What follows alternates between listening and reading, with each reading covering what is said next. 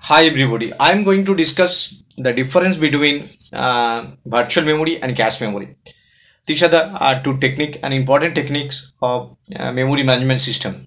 So we have to know the cache memory and virtual memory. The cache memory is a hardware component, that is hardware memory, that is reside between CPU and main memory to increase the speed of the CPU. Thus we know that CPU is electronics device and memory, that's main memory, is a definitely.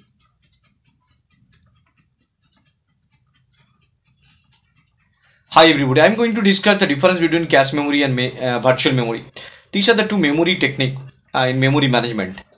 Cache memory is basically is a hardware component that is reside between CPU and main memory to increase the efficiency technique of memory system management system. And the virtual memory is basically for storing larger size program, large size of a program that cannot be loaded in the main memory. Then we have to use virtual memory. Virtual memory is nothing but the secondary memory. When the size of the program is larger than the main memory, then the few part is loaded into the main memory and remaining part is swapped into the hard disk.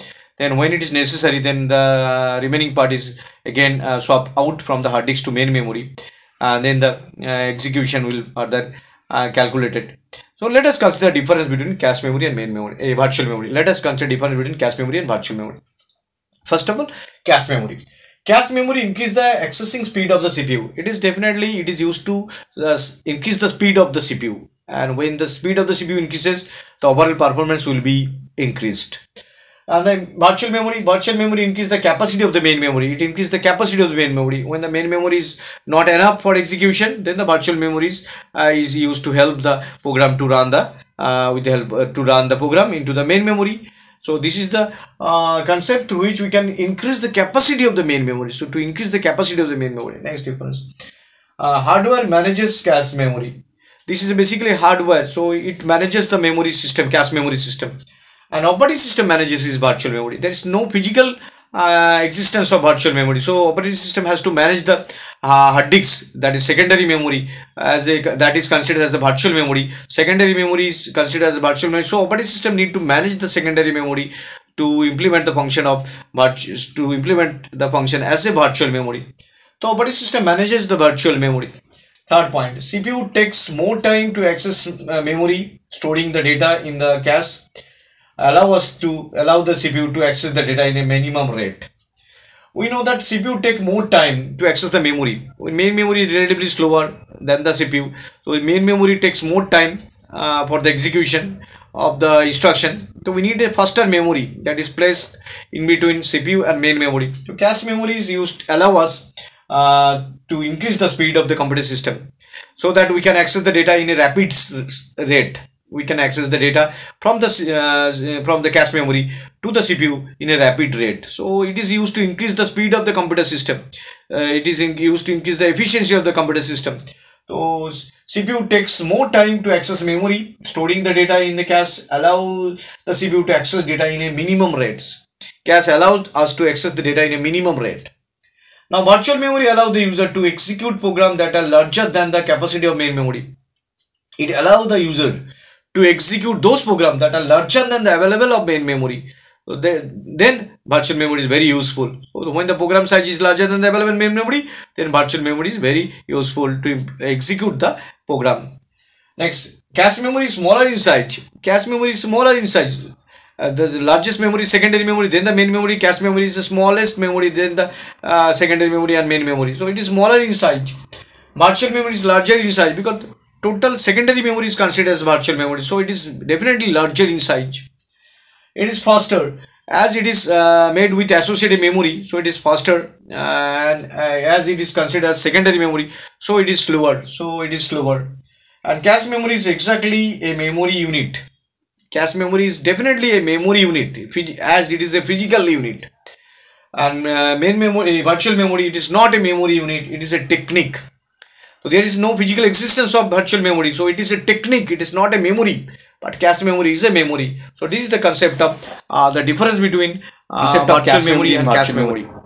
Cache memory and virtual memory বলতে আমরা কি বুঝি, কিভাবে এটা আমাদের computer সিস্টেমকে কাজে লাগে, কিভাবে এটা আমাদের কম্পিউটার সিস্টেমে কাজে লাগে।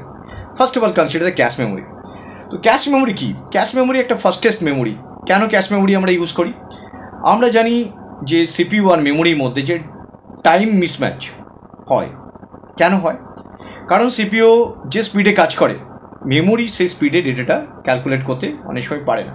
হ্যাঁ, দুটোর মধ্যে একটা টাইমের গ্যাপ থাকবেই, কারণ এটা ইলেকট্রনিক্স ডিভাইস, একটা মেমোরি সিস্টেম। তো দুটোর মধ্যে যে একটা টাইমের গ্যাপ আছে, যখন আমি ফাস্ট ক্যালকুলেশন করব, তখন আমার ডেফিনেটলি ফাস্ট ক্যালকুলেশনের সময় গ্যাপটা কম্পিউটার এফিশিয়েন্ট সিস্টেমকে স্লো করে দেবে।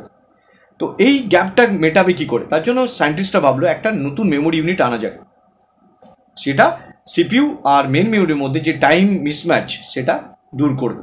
যখন সিপিইউর খুব র্যাপিড স্পিডে ডেটা দরকার হবে, তখন সেই হার্ডওয়্যার ইউনিটটা আমাকে সাপ্লাই দেবে, তারপর সেই ডেটাটা আমি জেনারেলি ওখান থেকে অ্যাক্সেস করে নেব। তো ধরা যাক কী হয়েছে ব্যাপারটা। তো আমরা জানি যে কোনো প্রোগ্রামস অ্যান্ড ডেটা সেটা ইনিশিয়ালি যেটা লোডেড হয় সেটা ডেফিনেটলি মেন মেমোরিতে লোডেড হয় যখন কম্পিউটারটা রানিং থাকে। তো আমরা জানি মেন মেমোরিতে সেই প্রোগ্রাম ডেটা লোড হয় যেগুলো কারেন্টলি রানিং থাকে। মেন মেমোরিতে যে প্রোগ্রামসগুলো রানিং আছে সেটা সাপোজ এখানে এলো, এবার সিপিইউ জেনারেলি কী করে, এখান থেকে মেন মেমোরি থেকে অ্যাক্সেস করে। আবার যখন মেন মেমোরি ডেটা দরকার, মেন মেমোরি সিপিইউ ডেটা দরকার, তখন মেন মেমোরি সিপিইউকে সাপ্লাই দেয়। তো এইভাবে কাজ হয়। ফার্স্টে যখন ক্যালকুলেশন দরকার হবে, তখন আমার মেন মেমোরিতে অ্যাক্সেস করাতে স্লো হয়ে যাবে। নর্মালি যে কোনো প্রোগ্রাম আর ডেটা মেন মেমোরি থেকে আমরা সিপিইউ অ্যাক্সেস করতে পারি, আমাদের মেন মেমোরি থেকে সিপিইউ অ্যাক্সেস করতে পারে। বাট যদি আমি ফাস্ট ক্যালকুলেশন করতে চাই কম্পারেটিভ টু সিপিইউ স্পিডের সাথে, তখন আমাদেরকে একটা নিউ মেমোরি ইন্ট্রোডিউস করতে হবে, that is known as cache memory. Cache memory কি বলা হচ্ছে? উচ্চারণটা ক্যাশ মেমোরি কেন? এটা কস্টলি বলে, ক্যাশ CSH। তো এটা মেন মেমোরি আর সিপিইউর মাঝখানে রাখা হয়। আমরা জানি যে কোনো ইনস্ট্রাকশন ডেটা যেটা মেন মেমোরিতে থাকে সেটা সিপিইউ এর দরকার হয়। তো যখন সিপিইউ এর খুব স্পিডে কোনো জিনিসের দরকার হবে, সেটা ক্যাশ মেমোরিকে দিয়ে দেয়। ক্যাশ মেমোরি খুব কস্টলি হয়, বাট স্মলার ইন সাইজ হয়। যে ডেটা প্রোগ্রামসগুলো সিপিইউ এর খুব ফাস্ট দরকার, ক্যালকুলেট দরকার, সেগুলো এখানে রিসাইড করা, যাতে সিপিইউ খুব তাড়াতাড়ি ওখান থেকে অ্যাক্সেস করতে পারে। এবার সিপিইউ সেখান থেকে অ্যাক্সেস করলো। যখন কোনো হিউজ স্পিডে ডেটা ক্যালকুলেশন করার দরকার হবে, তখন ক্যাশ মেমোরি থেকে নেবে, সেই ডেটাটা মেন মেমোরি থেকে ক্যাশ মেমোরিতে লোড হয়ে যাবে। এটা এইভাবে বোঝা যায় যে আমাদের এটিএমে টাকা তোলা দরকার, খুব আর্জেন্ট টাকা দরকার, এটিএম থেকে পাবো, কিন্তু বেশি অ্যামাউন্ট তুলতে পারবো না, সেটা তুলতে হলে ব্যাংক যেতে হবে। তো এটিএমে টাকাটা আসছে কোথা থেকে? ডেফিনেটলি ব্যাংক থেকেই না আসছে। তো ব্যাংকে টাকাটা আছে বলেই এটিএমে টাকাটা আসছে, তবেই আমি সেখান থেকে ফার্স্ট ক্যালকুলেট করতে পারছি।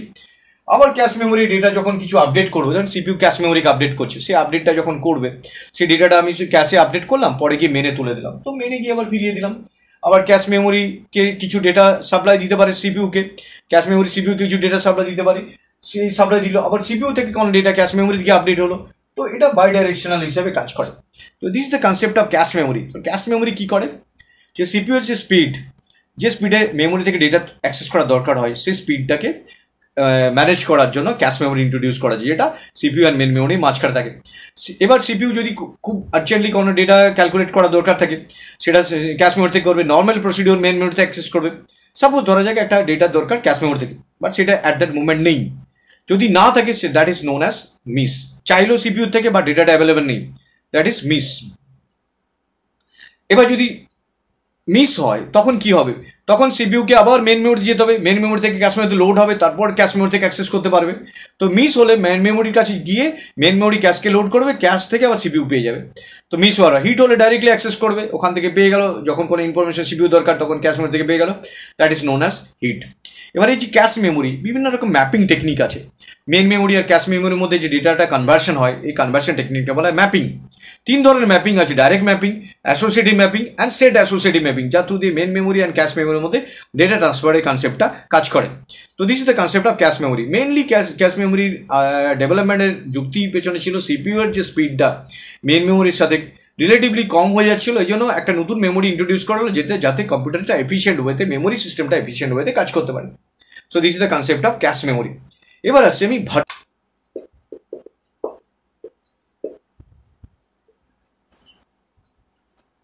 নাও the concept of virtual memory. Virtual কথাটা শুনে আমার কি মনে হচ্ছে? এটা ফিজিক্যাল নয়, এক্সিস্টেন্স নেই, রিয়েলিটি দেখতে পাচ্ছি না। কিন্তু দোকানে গিয়ে যদি আমি জিজ্ঞেস করি একটা ভার্চুয়াল মেমোরি দিন, তো দোকানদার কি বলবে? ভার্চুয়াল মেমোরি না, নেই, সেকেন্ডারি মেমোরিটা নিয়ে যাও, এটাই virtual memory. Definitely secondary memory is nothing but virtual memory.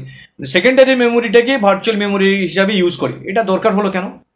Suppose একটা মেন মেমোরি সাইজ আছে 2 GB, তার মধ্যে অপারেটিং সিস্টেম অলরেডি ইনস্টল থাকে, তো পুরোটা মেমোরিটা আমরা অ্যাক্সেস করতে পারি না। সাপোজ ইউজার মেমোরি ধরলাম, বাকি কিছু পার্টটা অপারেটিং সিস্টেম ছাড়ার পর আছে। এবার একটা যেটা আছে সাপোজ ধরলাম সেটা হচ্ছে 1.7 GB আছে। এবার একটা প্রোগ্রাম এসেছে সেটা 2 GB। আমরা জানি প্রোগ্রাম ডেফিনেটলি র্যামে লোড হয়, তারপরে গিয়ে এক্সিকিউট হয়, সিপিইউ এক্সিকিউট করতে শুরু করে।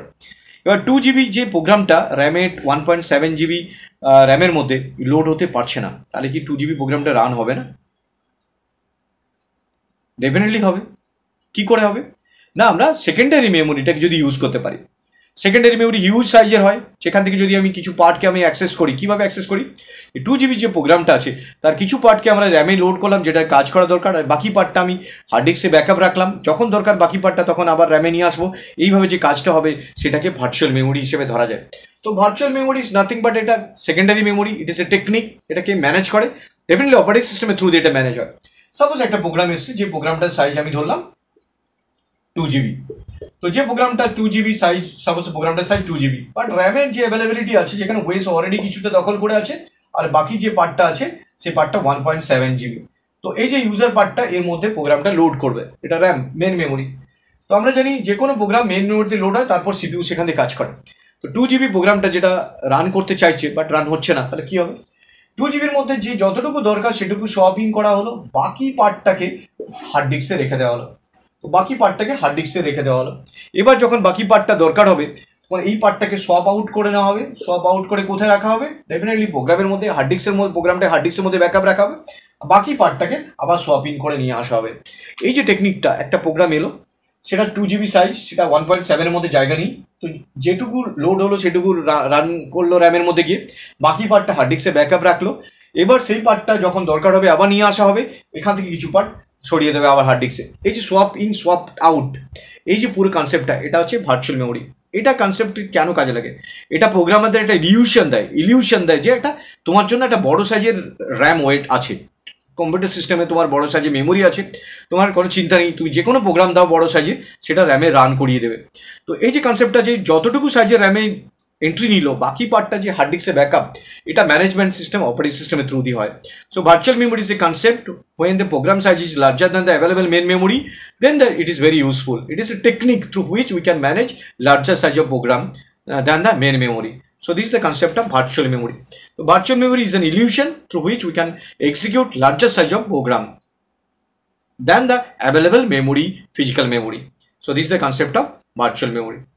Secondary memory is considered as virtual memory. I have discussed the difference between cache memory and virtual memory, and the concept of cache memory as well as virtual memory. So virtual memory is implemented with the help of demand paging, and it is very useful technique. On demand, those pages required are bring into the main memory and execute those program. Remaining part is transferred to backup copy, that is secondary memory. It is remaining to program is transferred to secondary memory. So this is the concept of virtual memory and cache memory. Thank you very much for watching this video. Subscribe and share these videos to every students, those who needs the concept of cache memory and virtual memory. Thank you very much. Thank you.